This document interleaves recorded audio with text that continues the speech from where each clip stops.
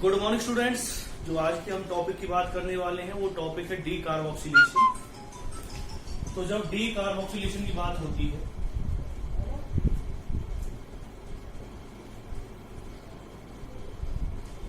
D carboxylation का मतलब क्या है? पहला हमारा टारगेट ये है कि डी कार्बोक्सिलेशन का मतलब क्या होता है। तो अगर मैं डी कार्बोक्सिलेशन के मतलब की बात करता हूं तो यहां पर कुछ पॉइंट्स हमें नोट करने पड़ेंगे। तो उन पॉइंट्स में हमें ध्यान देना पड़ेगा कि डी कार्बोक्सिलेशन होता क्या है एक्चुअल में। डी कार्बोक्सिलेशन का मतलब होता है रिमूवल ऑफ CO2 गैस।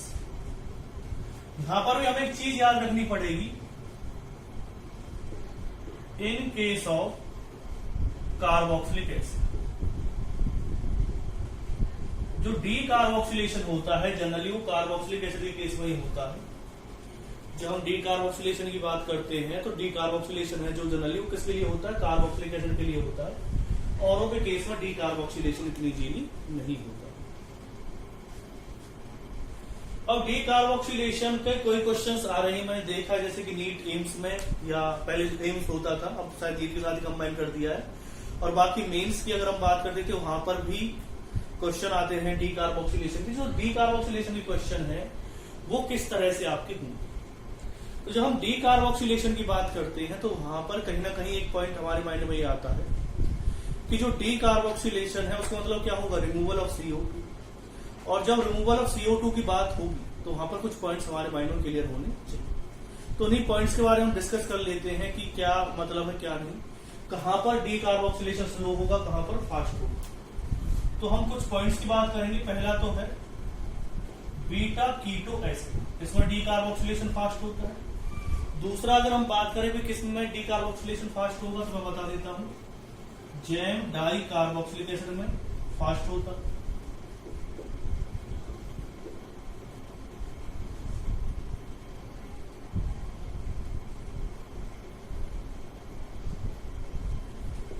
तीसरा है ये जो डी कार्बोक्सिलेशन है वो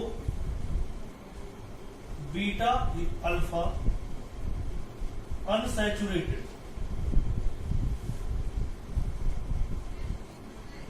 बीटा गामा अनसैचुरेटेड कार्बोक्सिलिक जो एसिड होते हैं उनमें क्या होता है, फास्ट होता है। अल्फा बीटा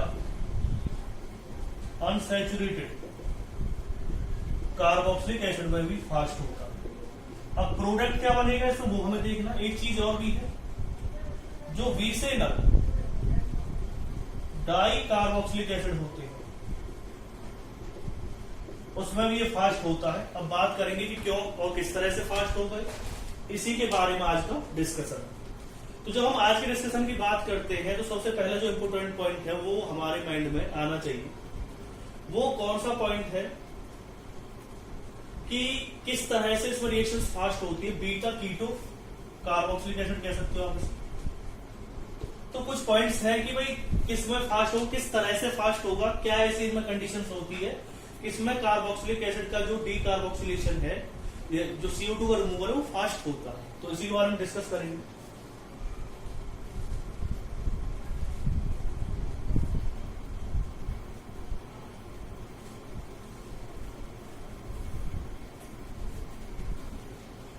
चलो तो स्टार्ट करते हैं डिस्कशन इसका। क्लास स्टार्ट हो चुकी है आपकी एक तरह से। बहुत ही इंपॉर्टेंट पॉइंट है स्टूडेंट, और मेरे हिसाब से आप कर भी रहे होंगे सभी, जैसा कि लॉकडाउन चल ही रहा है अभी। तो अभी हमारे पास है 1 मंथ का टाइम जिसमें हम और ऑर्गेनिक केमिस्ट्री को कर सकते हैं अपनी। तो हो सकता है कि 10 जून तक मेरी कोशिश रहेगी इस चैप्टर को हम कंप्लीट कर लें अपना, क्योंकि बहुत बड़ा चैप्टर है, छोटा चैप्टर नहीं है, इसमें बहुत सारे टॉपिक्स आएंगे। तो अगर हम बात करते हैं डी कार्बोक्सिलेशन की तो सबसे पहले हम बात कर रहे थे बीटा कीटो एसिड। तो एक एग्जांपल ले लेते हैं बीटा कीटो एसिड का। आपको पता ही मैं एग्जांपल्स लेकर के बहुत सारे एग्जांपल्स आपको बता दूं जिससे कि आपकी हर एक पॉइंट क्लियर हो जाए, और जब भी आप कोई क्वेश्चन करने की कोशिश करें तो आपको किसी तरह की कोई भी डाउट ना हो। तो इसी में एक एग्जांपल ले लेते हैं। जैसे कंपाउंड दे रखा है CH3 C double bond 2 CH2 COH। इसे हम बीटा कीटो क्यों कह रहे हैं, क्योंकि अल्फा पोर्शन होगी, बीटा होगी, तो ये है बीटा कीटो कार्बोक्सिलिक एसिड आप कह सकते हैं इसे।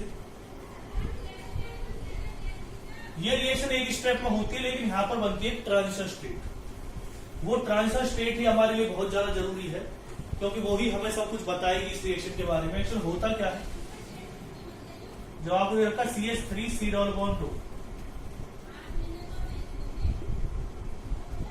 CH2,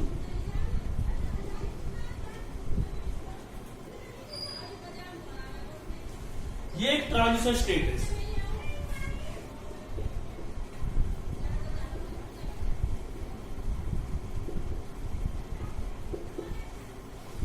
जब हम इस ट्रांजिशन स्टेट की बात करेंगे, मैं क्यों इस पे ज्यादा फोकस लेने की कोशिश कर रहा हूं, क्यों मैं इस ट्रांजिशन स्टेट की बात कर रहा हूं, तो बहुत ज्यादा इंपॉर्टेंट चीज ये है कि ये एक एरोमेटिक ट्रांजिशन स्टेट बन जाएगी।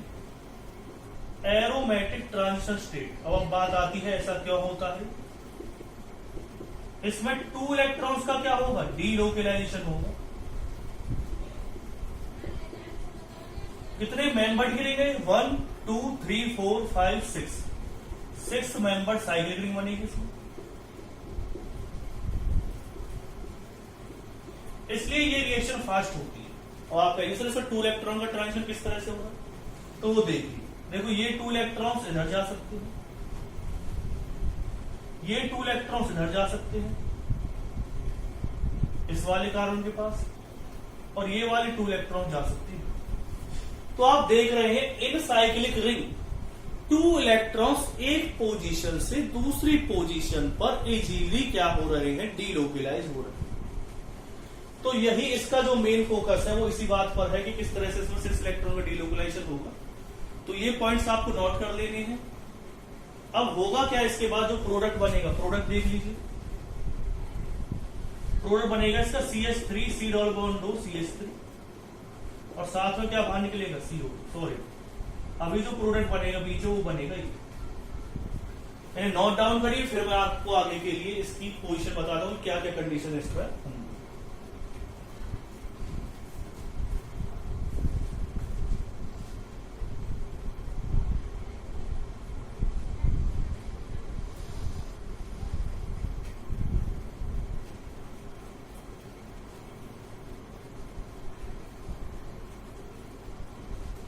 अगर मैं इसकी बात करता हूं तो यहां पे होगी टोटोमेर, क्या बना देगा, CH3। ये इन ऑल फॉर्म है, कौन सी फॉर्म में चेंज हो जाएगा, कीटो फॉर्म में चेंज। इन ऑल से कौन सी फॉर्म में चेंज हो जाएगा, कीटो फॉर्म में चेंज हो जाएगा। किस तरह से चेंज हुआ वो आपने देख लिया। अब यहां पर हमारे लिए समझने वाली बात है वो बहुत ज्यादा जरूरी है, और वो आप देख ही रहे हैं कि क्यों ये रिएक्शन फास्ट होने की कोशिश कर रही है। सब कुछ इसकी ट्रांजिशन स्टेट में मैंने बता दिया, क्योंकि इसकी एरोमेटिक ट्रांजिशन स्टेट बनती है, और जो एरोमेटिक होता है कोई वो बहुत ज्यादा स्टेबल होता है। 2 इलेक्ट्रॉन में डीलोकलाइजेशन हो रहा है, वो आप देख रहे हैं किस तरह से हो रहा है। 6 मेंबर की साइक्लिक रिंग बन रही है स्टेबल, और यहाँ पर आप देख रहे हैं हाइड्रोजन बॉन्डिंग भी बनी हुई है, इंट्रामोलिकुलर हाइड्रोजन बॉन्डिंग है इनके बीच में। और आप देख रहे हैं उसके बाद रिएक्शन होगी कैसे, पहले आपको हीट करना पड़ेगा। डी कार्बोक्सिलेशन का मतलब क्या होता है, डी का मतलब होता है रिमूवल होना, कार्बोक्सी आप जानते हैं CO2 को, तो वो मैंने आपको बता दिया किस तरह से रिएक्शन होगी। ज्यादा देर ना लगाते हुए हम नेक्स्ट एग्जांपल की तरफ बढ़ते हैं। नेक्स्ट एग्जांपल भी हम किसी का लेंगे, क्योंकि हमें तो पॉइंट्स क्लियर करने हैं, मैक्सिमम एग्जांपल्स लेने हैं, आपका माइंड में कोई भी डाउट नहीं छोड़ना है, जिससे कि आपको किसी भी तरह की बात परेशानी हो। तो अगर हम बाद में अगर हम इसमें इसी पॉइंट पर आगे चलते हैं और एक और एग्जांपल लेने की कोशिश करते हैं, तो शायद आपको पता चल गया होगा कि ये भी कौन सा है, बीटा कीटो एसिड। अगर मैं इसे हीट करता हूं तो पहले आपको याद रखना कि ट्रांजिशन स्टेट 1-2 बार बनाने की कोशिश करनी पड़ेगी। एक बार आपको पता चल गया कि किस तरह से होगी रिएक्शन, तो फिर उसके बाद मुझे बार बार आपको बताने की जरूरत नहीं पड़ेगी कि किस तरह से रिएक्शन हो रही है।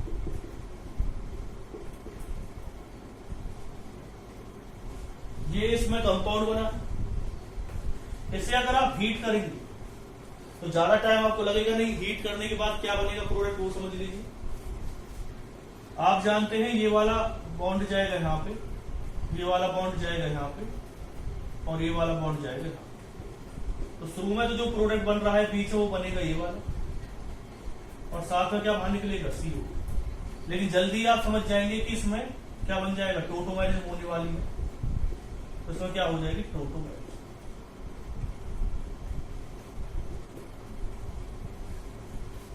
तो किसी भी तरह की कोई दिक्कत अगर आपको आ रही है तो मेरे हिसाब से ये एक स्टेप में रिएक्शन होगी, ये इसकी ट्रांजिशन स्टेट है। तो मेरी कोशिश ये है कि आपको हर एक पॉइंट क्लियर करवाने की, कहीं भी आपको कोई भी दिक्कत ना आए। तो पता चल गया होगा इसमें एक ट्रांजिशन स्टेट बन गई, किस तरह से प्रोडक्ट बनाई वो आपको पता चल गया होगा।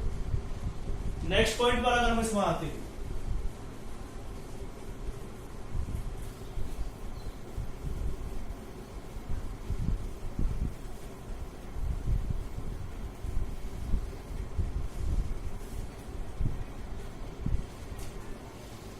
नेक्स्ट पॉइंट अगर हम नेक्स्ट एग्जांपल से शुरुआत करेंगे,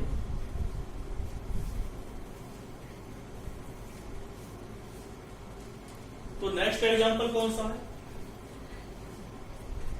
jam di carboxylic acid.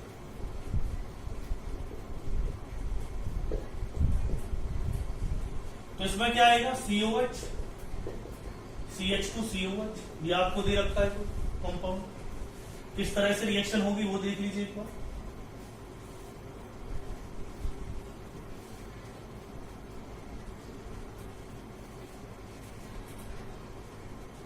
Transition state की अगर हम बात करते हैं इसकी, C double bond 2 CH2,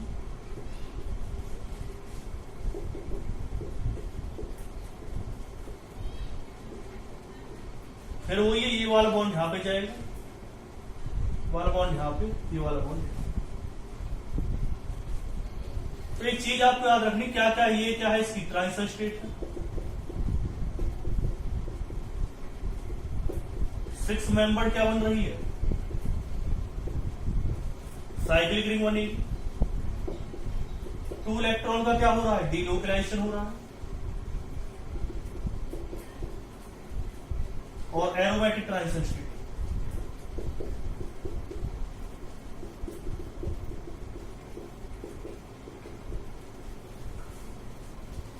product क्या बनेगा, प्रोडक्ट बनेगा इसमें OH OH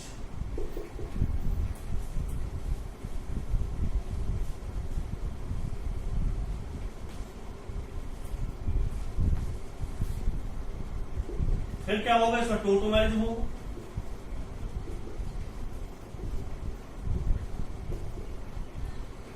टोटोमेरिज्म के बाद क्या बन जाएगा, COH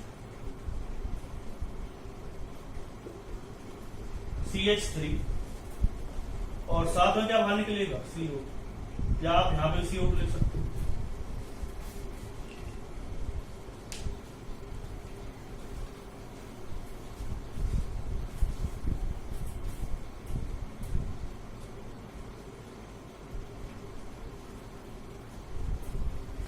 तो इसमें पॉइंट क्लियर हो गया होगा आपके माइंड में कि एक्शन में हो क्या रहा है, इस रिएक्शन में टोटोमेरिज्म हो रही है। टोटोमेरिज्म आप देख भी लिया है, CH3COH ग्रुप दे रखा और CO2 ग्रुप दे रखा, किस तरह से रिएक्शंस हुई है वो आपने देख ली है। तो ये एक तरह से क्या हो रही है, रिएक्शंस हो रही है। अब बात करते हैं इसमें नेक्स्ट पॉइंट पर।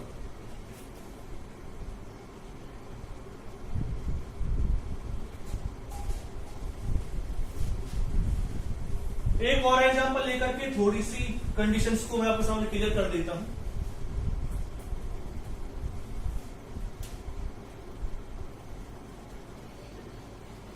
अगर आपको कोई कंपाउंड दे रखा है इस तरह से COH,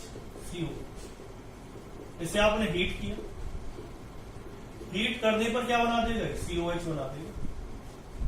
यही मैंने आपको अभी एग्जांपल बताया था, कौन से वाले का, जैम डाई कार्बोक्सिलिक एसिड।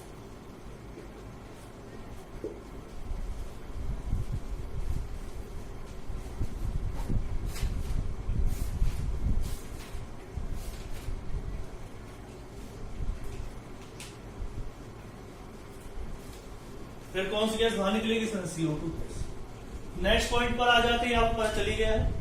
जब आप प्रैक्टिस करेंगे एग्जांपल्स की, बार बार प्रैक्टिस होंगी एग्जांपल्स की, तो आपके माइंड में चीजें क्लियर होती चली जाएंगी। मैं कोशिश करूंगा कि आपको कम से कम 15 से 20 एग्जांपल्स इसके कराऊं, जिससे आपके माइंड में जितनी धूल जमी हुई है, मतलब कि एक तरह से आपके माइंड में जो चीजें पिक्चर क्लियर नहीं हो पा रही, वो सभी पिक्चर क्या हो जाएगी आपके माइंड में से क्लियर हो जाएगी। मतलब कि एक तरह से आपके सामने टॉपिक बिल्कुल आईने की तरह क्या हो जाएगा, क्लियर हो जाएगा। होगा कैसे, जब बहुत सारे एग्जाम्पल्स आपके सामने रखे जाएंगे तो किसी तरह की कोई डाउट नहीं रहेगा। अब हम नेक्स्ट पॉइंट पर बात कर रहे हैं। थर्ड पॉइंट मैंने आपको बताया था, थर्ड पॉइंट क्या था? थर्ड पॉइंट मैंने बताया था डीकार्बोक्सिलेशन तब होगा जब कौन से होंगे, beta gamma unsaturated carboxylic acid होगा। अब बात आती है ये क्या है, तो ये समझिए अगर आपको कंपाउंड दे रखा है CH2 double bond CH CH2 और एक आ गया COH, अल्फा कहेंगे इसे, बीटा कहेंगे इसे, क्या कहेंगे आप, गामा। तो बीटा और गामा के बीच में अनसैचुरेटेड मतलब क्या होता है, डबल बॉन्ड और ट्रिपल बॉन्ड होना। वो मैंने आपके सामने लिख दिया।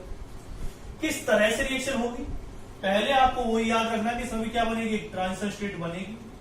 ट्रांजिशन स्टेट के बगैर एक किसी का पैर भी नहीं हिल रहा है, तो वो आप देखेंगे किस तरह से ट्रांजिशन स्टेट इसी काम करेगी। वही केस आएगा। अब इसे हाइड्रोजन बॉन्डिंग तो आप कह नहीं सकते, लेकिन ये आपस में इंटरेक्शन करेंगे। होगा क्या, ये वाला बॉन्ड यहां पे जाएगा, ये वाला बॉन्ड यहां पे जाएगा, ये वाला बॉन्ड जाएगा। तो एक बार देख लीजिए क्या क्या बन रहा है इसमें। इसमें बनेगा CH2 CH, CH2 double bond CH, और साथ में क्या बाहर आएगा, CH3, साथ में क्या बाहर निकलेगा, CO2। तो ये कंपाउंड इसमें बनेगा। कौन सा एग्जांपल लिया है आपने, ये है beta gamma unsaturated carboxylic acid. Heat करने पर क्यों रिएक्शन फास्ट दे रहा है, वही 2 इलेक्ट्रॉन का क्या हो रहा है, 2 इलेक्ट्रॉन्स का क्या हो रहा है, डीलोकेलाइजेशन। 6 मेंबर साइक्लिक रिंग बन रही है, 1 2 3 4 5 6। तो स्टेबल है, इस वजह से रिएक्शन क्या हो रही, फास्ट हो रही। तो ये भी आपके माइंड में क्लियर हो गया होगा कि beta gamma unsaturated carboxylic acid किस तरह से रिएक्शन देता है।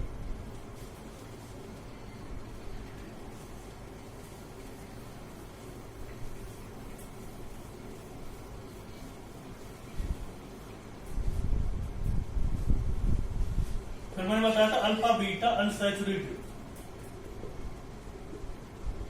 Carboxylic acid. तो इसकी अगर हम बात करते तो CH3, इसमें एक चीज याद रखनी, ये कौन सा हो जाएगा अल्फा, ये कौन सा हो जाएगा बीटा, ये गामा। तो आपको इसे आप में को इसमें हाइड्रोजन शिफ्ट करनी पड़ेगी अगर आपको रिएक्शन करवानी है। Alpha beta unsaturated carboxylic acid इस वजह से रिएक्शन फास्ट देता है क्योंकि ये चेंज हो जाता है, किसमें, बीटा गामा में चेंज हो जाता है। आपको इसे बीटा गामा में पहले चेंज करना पड़ेगा।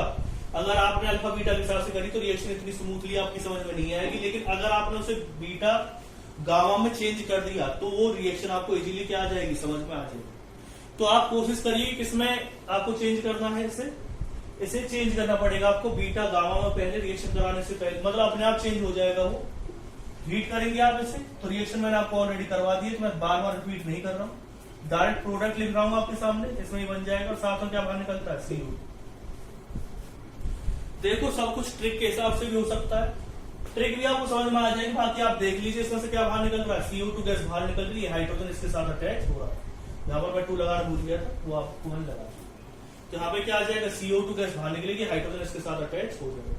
तो ये रिएक्शन आपको समझ में आ गई होगी किस तरह से रिएक्शन हो रही है, किस तरह से alpha beta unsaturated carboxylic acid reaction देता है। वो किसमें चेंज हो जाता है, फर्स्टली वो beta gamma unsaturated carboxylic acid में चेंज हो चुका होता है, उसके बाद रिएक्शन देगा। तो क्योंकि मैं बीटा गामा की आपको ऑलरेडी रिएक्शन बता चुका हूं तो इसलिए मैंने बार बार नहीं बताई। अब बात आती है कि अगर ऐसा ना, अब एक लास्ट कंडीशन रह रही है आपके सामने।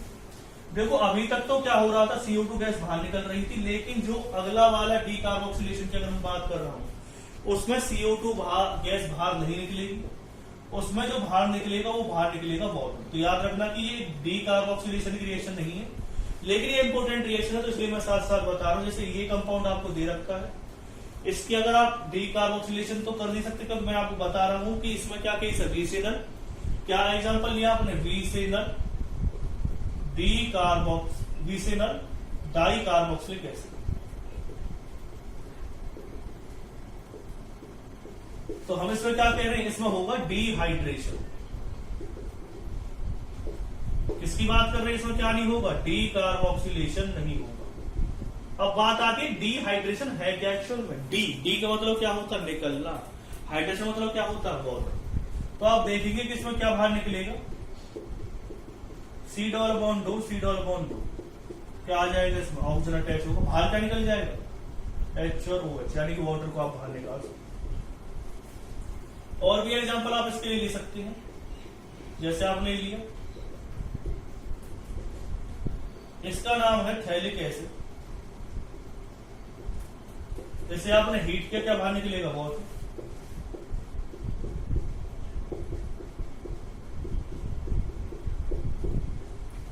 बनता क्या है इसमें, सब बनता एनहाइड्राइड, वाटर बाहर निकल जाएगा और क्या फॉर्म होगा, एनहाइड्राइड फॉर्म होगा। इसमें क्या फॉर्म होगा, इस वाले केस में भी एनहाइड्राइड ही फॉर्म होगा।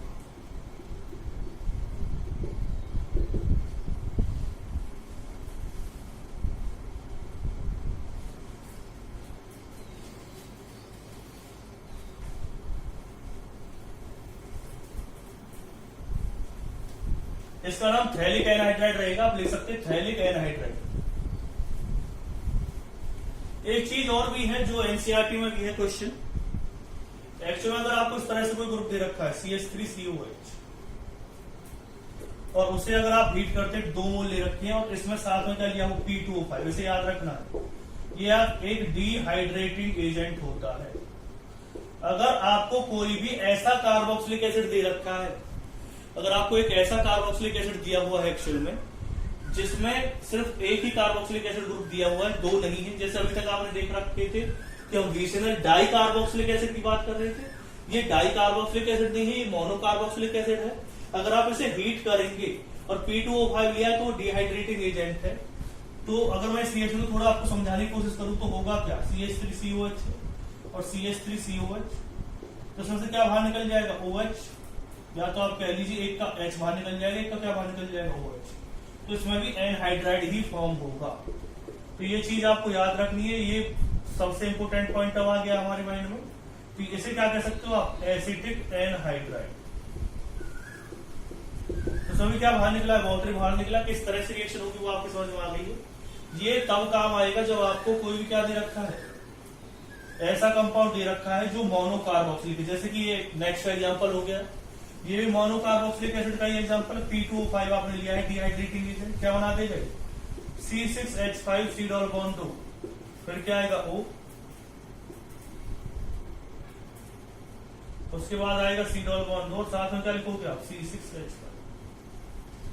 तो ये प्रोडक्ट इसमें बनेगा, ये भी क्या रहेगा इसका, डिहाइड्रेटिंग एजेंट है। क्या नाम है इसका, इसको कह सकते हो आप बेंजोइक एनहाइड्राइड। तो रिएक्शन लिख सकते हो आप,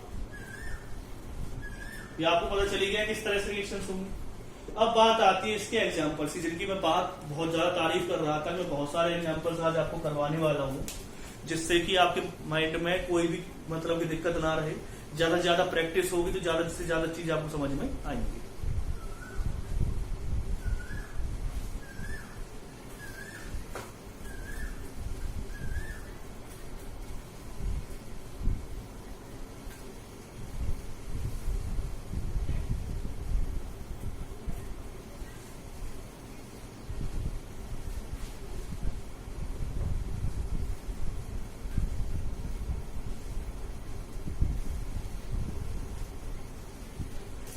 देखिए किस तरह से रिएक्शन होगी, वो आप एक बार समझ लीजिए। बहुत सारे एग्जांपल्स मैं आपको सामने लेके आने वाला हूं, जैसे कि कंपाउंड ये दिया, इसे आपने हीट किया, प्रैक्टिस चलेगी। मैं एक बार फिर बता देता हूं, इस एग्जाम्पल को देखने से पहले आप इससे पहले की वीडियो को अच्छी तरह से देख लें, उसे नोट डाउन कर लें, फिर इस एग्जाम्पल से अब स्टार्ट करें।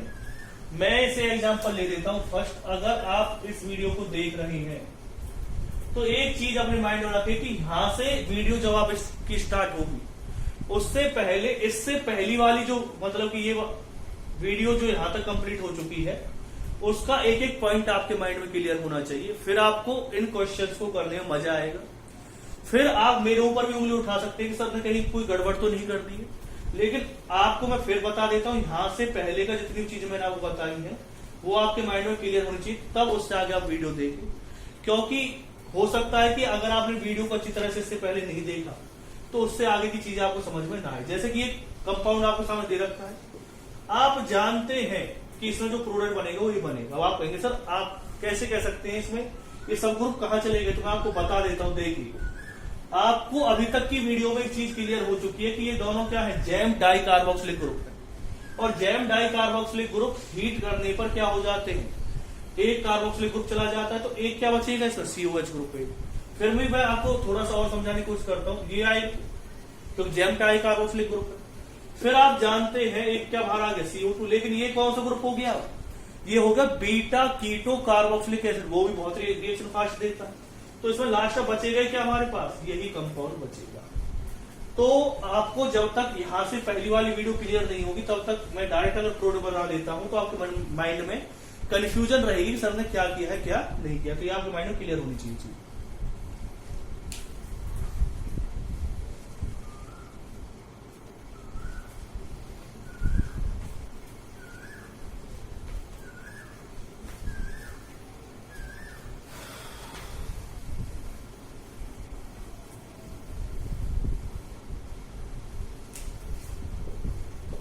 ये ग्रुप दे रखा है, इसका नाम है सक्सीनिक एसिड। आप जानते हैं कौन सा एसिड हो गया, VCNL हो गया। अब ये कैसे पता चलेगा VCNL का मतलब क्या होता है, जैम का मतलब क्या होता है। तो VCNL आपको पता ही है कि अगर दो एडिसेंट कार्बन के पास कोई ग्रुप लगे होते हैं तो उसे क्या कहते हैं, VCNL कहते हैं। और जैम का मतलब क्या होता है, जब सेम कार्बन के साथ दो ग्रुप अटैच होते हैं, सेम ग्रुप अटैच होते हैं तो उसे क्या कहते हैं, जेम। तो ये सक्सीनिक एसिड है, ये VCNL डाइकार्बोक्सिलिक का एग्जांपल है, जिसका मैंने आपको लास्ट में एग्जांपल बताया था। अगर आप इसे हीट करेंगे तो इसमें डिहाइड्रेशन होगा, ना कि डीकार्बोक्सिलेशन। और क्या बन जाएगा, CH3 C double bond 2 CH2 C double bond 2, यहाँ पे क्या बाहर निकलेगा, O। इसे क्या कह सकते हो आप, सक्सीनिक एनहाइड्राइड कह सकते हो।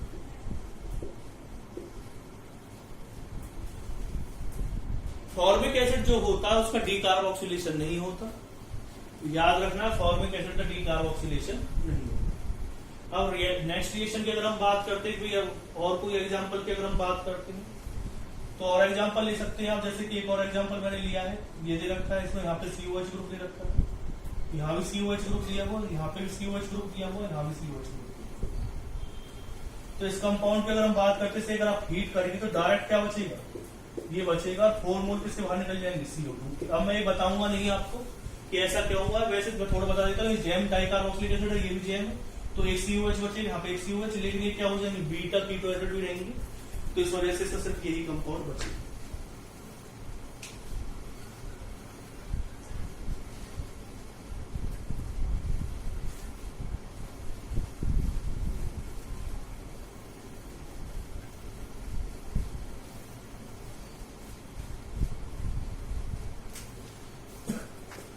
अगर आपने कंपाउंड इस तरह से ले रखा है,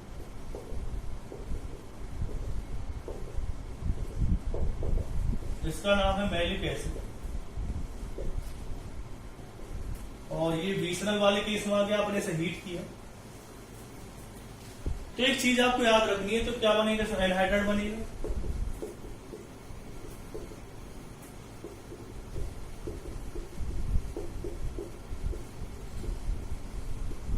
लेकिन एक चीज याद रखनी कि अगर आपने इसे थोड़ा सा चेंज कर दिया,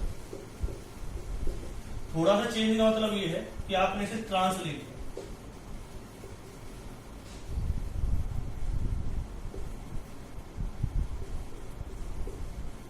इसका नाम होता है फ्यूमेरिक एसिड। तो एक चीज आपको याद रखनी है कि जो मैलिक एसिड है वो रिएक्शन इजीली दे देता है, क्योंकि दोनों सेम डायरेक्शन में है, तो आराम से क्या हो जाएगा, वाटर रिमूव हो जाएगा। लेकिन अगर आपने क्या लिया, ट्रांस लिया है, इसे हम फ्यूमेरिक एसिड कहते हैं, ये रिएक्शन नहीं देगा, यानी कि इसमें डिहाइड्रेशन नहीं होगा। तो ये पॉइंट आपको याद रखना है कि हमेशा जो कार्बोक्सिलिक ग्रुप है वो सेम साइड में होनी चाहिए। अगर वो डिफरेंट साइड में है तो वहां पर डिहाइड्रेशन नहीं होता, इस तरह से रिएक्शन पॉसिबल नहीं हो पाएगी। तो ये रिएक्शन नहीं देगा क्योंकि इसमें COH और COH अपोजिट डायरेक्शन में है, तो ये वाली रिएक्शन पॉसिबल नहीं, ये रिएक्शन दे देगा। तो ये पॉइंट आपको याद रखनी है, कहीं आपको कोई दिक्कत उसके बाद ना हो।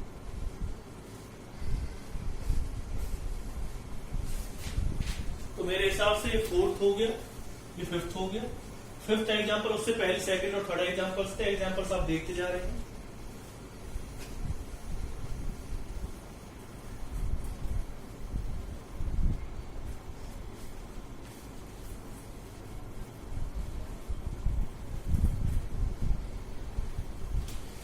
सिक्स एग्जाम्पल की अगर हम बात करें तो PHCH2 C double bond 2 CH2COH, अगर आप इसे हीट करेंगे तो आप जानते हैं क्या बाहर निकला है, इसमें से CO2 बाहर निकलना है। ट्रिक मैं आपको बता देता हूँ, CO2 बाहर निकल जाएगा, निकाल दो CO2 को, और जो बाकी है उसे वैसे रहने दो। तो क्या होगा, एक हाइड्रोजन बची हुई थी यहाँ पे, ये हाइड्रोजन इस H2 के साथ अटैच हो जाए, क्या बना देगा, CH3 बना।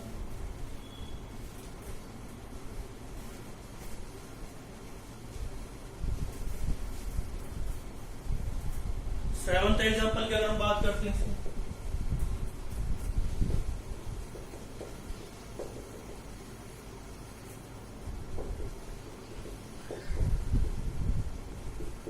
ये क्या हो गया, जेम डाइकार्बोक्सिलिक एसिड हो गया,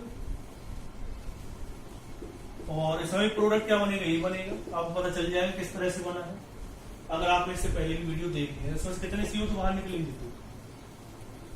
8th एग्जाम्पल अगर हम लेते हैं CH2 COH C double bond 2 CH2COH, इसे अगर आप हीट करते हैं तो आपके माइंड में एक चीज क्लियर हो गई होगी कि बीटा कीटो कार्बोक्सिलिक एसिड का एक एग्जाम्पल है। इसमें जो प्रोडक्ट बनेगा वो बनेगा CH3 C double bond 2 CH3। या आपको पता चल गया होगा, देखो ये भी बीटा का कीटो कार्बोक्सिलिक एसिड है, हीट करने पे बाहर निकलेगा, ये भी इजीली बाहर निकल जाएगा, क्या बन जाएगा, हमारे सामने प्रोडक्ट इसमें बन, यानी कि एसीटोन बनेगा। और कितने मोल CO2 के बाहर निकलेंगे, ये COH की रिस्पेक्ट में बीटा पोजीशन पे, इस COH की रिस्पेक्ट में ये बीटा पोजीशन। तो पहले ये COH बाहर निकाल दो, फिर ये निकाल दो, आप मर्जी कोई भी COH बाहर निकाल दो, ये इसका एग्जांपल आएगा। 8th एग्जांपल तक हम पहुंच गए।